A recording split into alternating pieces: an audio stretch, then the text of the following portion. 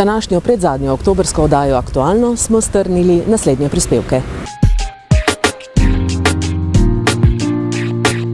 Gospod Sergej Dolenc, predsednik Koroškega deželnega teatra, za vami je prva uspešno izpeljana predstava. Kako jo ocenjujete in kakšen je bil obisk? Izjemno smo zadovoljni, da je nedeljska predstava za nami. Namreč kar nekaj organizacijskih problemov je bilo potrebno rešiti. Uspešno smo jih rešili. Izjemno smo zadovoljni pa zaradi tega, ker nam je uspelo že na prvo predstavo povabiti tudi avtorja samega teksta, Edvina Flisarja. Z veseljem se je odzval našemu povabilu in po predstavi tudi poklepetal z nami in igralci, tako da ocenjujem, da je bilo uspešno. Zadovoljni smo tudi z obiskom. Pričakovali bi sicer, da se bojo bolje odzvala kulturna društva, ki so jim posebej poslali povabila, nažalost pa se to ni zgodilo. So pa zato ostali gledalci izjemno uživali v predstavi. Kako pa se Koroški deželni teater financira? Ste kaj denarja dobili tudi iz proračunskih sredstev? Deželni teater se financira z lastno produkcijo in delno z sredstvi javnega sklada za kulturno dejavnost in sicer za redno dejavnost samega deželnega teatra. Za vse ostale stvari, tako kot je abonma, tako kot je priprava šolskih predstav in podobnega, se pa financiramo z lastno produkcijo oziroma z nastopi povsod po Sloveniji. Kakšni pa so vaši načrti za prihodnost? Načrtov za prihodnost je pravzaprav dosti. Z abonmajem v zvezi seveda želimo, da bi vse predstave, se pravi vseh 7 letošnjih predstav, izpeljali brezhibno in dosledno.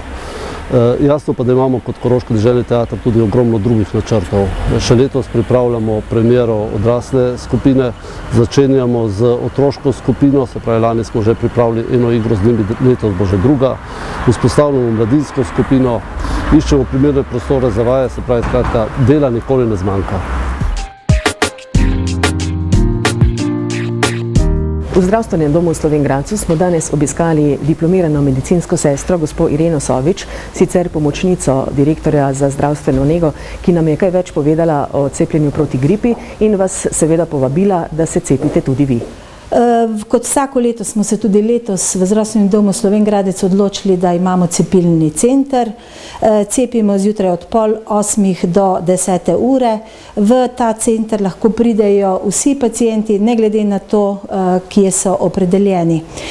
Cena je enako kot lani, tudi 7 evrov za kronične in starejše nad 64 let. Mlajši pa imajo ceno 20 evrov. Ker je bil prejšnji teden zelo nizek obisk, smo se odločili, da podaljšamo to cepljenje v cepilnih centrih še za ta teden. Kasneje pa svetujemo vsem, ki bi se še želeli cepiti, da se javijo pri svojem osebnemu zdravniku. Rada bi povedala še to, da pozivamo sedaj, ko je lepo vreme in najbrž tudi zaradi tega je cepljenje bolj v malem številu, da se pridete cepiti, ker ko bo izbruh gripe in slabo vreme, bo že prepozno.